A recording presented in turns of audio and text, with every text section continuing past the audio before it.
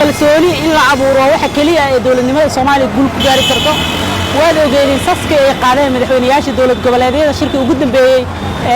shirkii Dhuusamareeb 4 oo lagu soo kala yaacay arrimo fudud oo 13 kursi iyo wax la mid ah in loo dumiyo shir dhan oo muddo qaadanay runtii waxa ahayd halkaasna waxa laga dareemi karaa biseelaanta siyaasiyiinta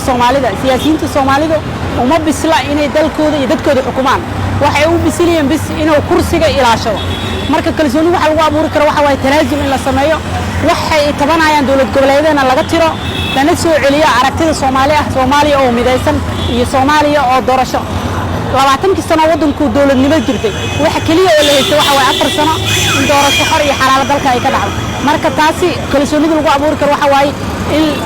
in Soomaaliya isku dhaxdaayo oo labadoodu dawlad goboleedyada iyo dawladda federaalka ay wada hadlaan Cabdikariim Cali Aadan warbaahinta goobjoog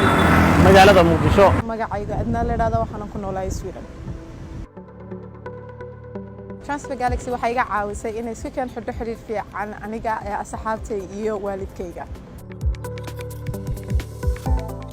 Transfer Galaxy waxaan u doortay sida uu u sahlan yahay iyo sida uu u dhaqso badan yahay